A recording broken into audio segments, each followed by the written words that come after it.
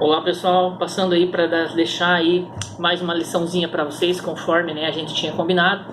E hoje nós vamos falar sobre um tema muito importante, é muito relevante para a vida cristã, que nós temos como referência, cremos neste livro sagrado, a nossa Bíblia Sagrada, cremos nela como uma verdade absoluta para nossas vidas, para nossos dias. Também cremos que ela é um livro escrito por mãos humanas e inspirado por Deus. É o que se questiona muito, mas para a nossa fé cristã é o que nós cremos, é o nosso manual de vida. E hoje vamos falar um pouquinho bem rápido aí sobre esse assunto que muitas das vezes fica a pessoa sem conhecer, mas que é muito importante. Não sou teólogo, algumas coisas eu adquiri estudando muito e lendo a Bíblia, com certeza, que é o nosso manual. E aí, lendo, a gente consegue entender um pouquinho, e é isso que nós estamos querendo passar para vocês nesse vídeo. Então, como todos sabem, a nossa Bíblia ela é composta por 66 livros. A palavra Bíblia do hebraico quer dizer bíblio, que significa coleção de livros, vários livros. Então aqui, se você pegar desde o princípio ali, Gênesis, vai até Apocalipse, dividido em dois tempos, digamos assim, o Antigo Testamento, onde o povo vivia pela lei. Quando a Bíblia fala lei, é o Antigo Testamento, que era antes de Cristo, e no Novo Testamento já é a vinda de Cristo, então é dividido em Antigo e Novo Testamento. Esse contexto de todos os livros da Bíblia, se você for pegar do primeiro livro até o último, nós temos um contexto e um tempo de história de aproximadamente 1.500 anos. É um livro, 66 livros que ocorreu uma história de 1.600 anos. Um detalhe também importante que nós sabemos que ela foi organizada desta forma que a maioria tem hoje, Gênesis, Êxodo, Levítico, Número, Deuteronômio, Josué, de uma forma organizada para ficar fácil para mim, para você entender como que funciona, o princípio, como começou. Está escrito em Gênesis, mas também sabemos que Gênesis não foi o primeiro livro a ser escrito. Isso a gente consegue entender muito bem se vocês adquirirem a Bíblia de tempo cronológico. Eu tenho essa Bíblia, estou lendo ela, já li uma boa parte, então ali você consegue entender quando que aconteceram os fatos. Então essa forma muito bem organizada, para que fique mais fácil o meu entendimento e o teu entendimento. Então o primeiro entendimento é esse, que são vários livros escritos por vários autores, em épocas diferentes, que o contexto histórico inteiro passou em 1.500 anos. Então ela é dividida em Antigo e Novo Testamento. O Pentateuco, o que é o Pentateuco? São os 5 primeiros livros da Bíblia, que são Gênesis, Êxodo, Levíticos, Números e Deuteronômio. O Pentateuco é o livro original, aonde todo está escrito a lei, os ensinamentos. Então o judeu tem isso como princípio, ele conhece todos os livros demais, mas o Pentateuco ele conhece de cor desde criança. Então são os principais ensinos deles. Também cremos que logo após tem os livros chamados históricos. Quais são os livros históricos?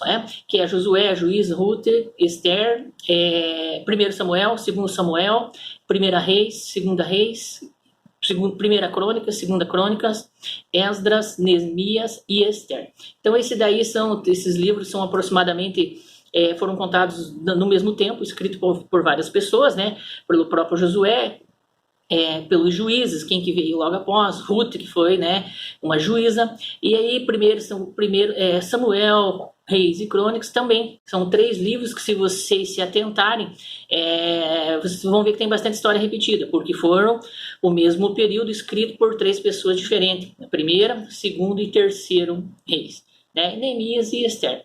E logo mais à frente, é um dos melhores livros, para quem gosta dessa parte poética da palavra de Deus, que é considerado mesmo livro poético, que vai desde Jó, Salmos, Provérbios, Eclesiastes e Cantares. Então ali ele conta ali bastante salmos, é o mais comprido, poéticos. Por quê? Porque a forma que ele foi escrito é tipo uma poesia. Então muito tremendo, muito bonito esses salmos. Eles têm muito escritos em ensino, lamentos, cânticos, E aí você consegue ver também, por exemplo, os Salmos, que é o mais comprido, que foi escrito por vários e vários autores. É um livro muito comprido, escrito por muitos e muitos. A maioria a gente já sabe, foi escrito por Salomão, mas alguns ainda foram outros autores, né? E logo para frente nós temos os bem interessantes, né? Que são os livros dos profetas, divididos em profetas maiores e profetas menores. Por que profetas maiores e profetas menores? Porque aonde o livro é escrito inteiro. O maior número de profecias, né, digamos assim, que vai desde Isaías, Jeremias, Lamentações, Ezequiel e Daniel. Esses são os profetas maiores. E uma curiosidade que mais para frente eu vou falar é sobre o livro de Isaías, que de todo o contexto da Bíblia, quando eu e você começamos a ler, você percebe que toda a história ela tem um início, um meio e um fim. E aí quando eu e você começamos a ler os livros, às vezes fica alguma coisa perdida no tempo, né? Uma história começa e já termina, ou para no meio, né? Mas o interessante é que o único livro onde os pergaminhos foram encontrados, porque ela não era escrita num papel, num livro só, como nós temos hoje, né? Elas eram escritas em rolos, né? E eram divididas em partes. Então, eu vou falar isso detalhadamente quando eu chegar nos profetas maiores, mas quando foram encontrados esses pergaminhos, muitos se perderam, muitos foram estragados, né?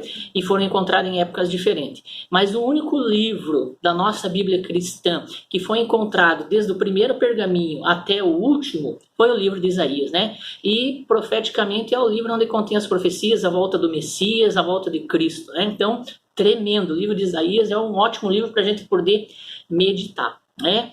E os números também bem lembrado, né? Estava lembrando agora que foi numerados para ficar mais fácil de você entender. Porque quando foram escritos não tinha número, versículo 1, capítulo 2 e tal.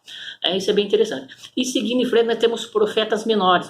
Menores por quê? Porque alguns têm 2, 3 versículos só. Lembrando que foram encontrados menos pergaminhos. Por isso que ele tem esse número pequeno de páginas, que é Oséias, Joel, Amós, Obadias, Miqueias, Naum, Abacuque, Sofonias, Ageu, Zacarias e Malaquias, que é o último livro, né, do Antigo Testamento, podemos dizer assim.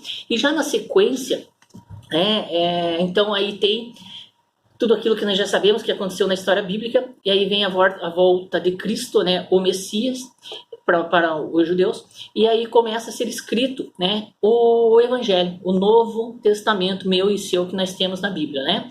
E quando nós falamos em evangelhos, na verdade seria evangelho, né? Um evangelho escrito por Mateus, Marcos, Lucas e João. É a mesma história, por isso que se repete a ceia, o batismo, o primeiro milagre, alguns milagres se repetem nos 4 livros. Por quê? Foi uma história passada num tempo, vista por 4 pessoas, escrita por 4 pessoas diferentes.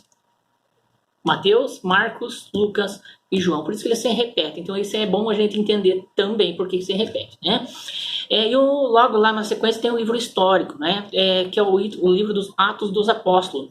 Aqui a maioria foi os Atos dos Apóstolos que escreveram logo após, né, a ascensão de Cristo, depois que ele morre, ressuscita, né, e vai para os céus. Então aí os apóstolos começam a escrever o que aconteceu após a morte de Cristo, né, e tal, e como que vai ser a volta, eles escrevem também.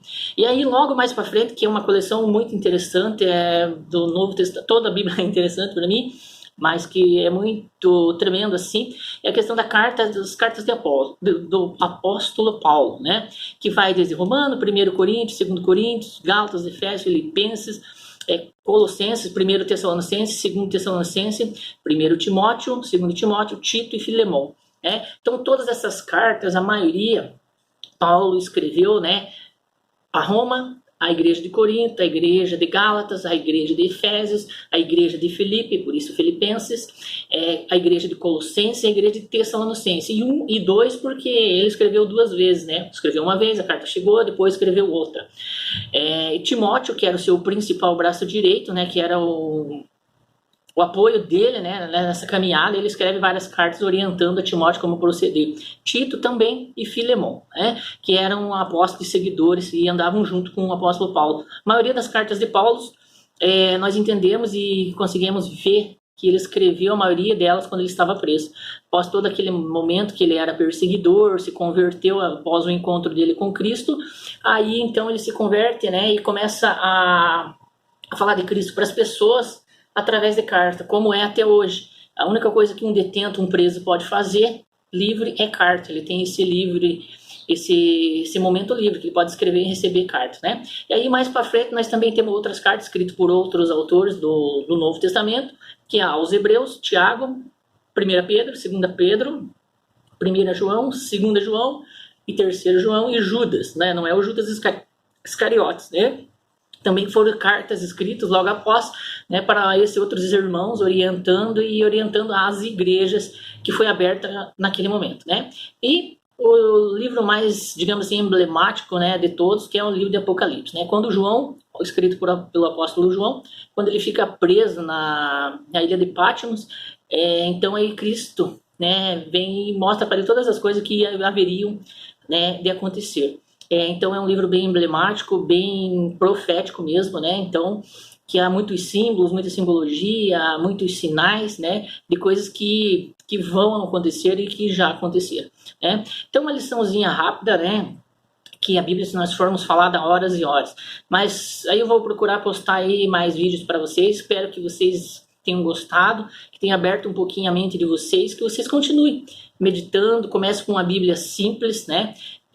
Gênesis, comece a ler devagar, começa a meditar no que está escrito com esse pensamento que foram escritos por várias pessoas, o tempo, a época, né? E aí vocês vão ver que as coisas vão começar a clarear, porque às vezes, por ser um livro profético, a gente também, ninguém sabe de tudo. O que a Bíblia está querendo dizer? Por isso que é importante a gente conhecer esse princípio, né? Como foi escrito, para onde e para quem e o tempo. E logo em seguida a gente também tem que conhecer uma coisa, né, que o Senhor falava muito através de sinais. Então é isso que a gente tem que entender, e meditar para que a revelação venha para nossas vidas, que seja benção para mim e para a tua vida. E posteriormente a gente vai gravar novos vídeos aí, a gente vai falar de livro por livro, tempo, quem escreveu e os principais pontos de cada livro. Então vocês meditem, espero que tenham gostado, e eu creio que de hoje em diante, quando vocês lerem a Bíblia, vai ser diferente, né? Tanto que, por isso que é importante de conhecer, eu digo mais uma vez, o contexto, porque a gente não pegue apenas um versículo e faça que ela se torne realidade. A gente precisa conhecer o contexto histórico, contexto inteiro da Bíblia, o que o Senhor estava querendo dizer naquele momento. Você tenha um dia de bênção, um dia de vitória, um grande abraço e Deus abençoe.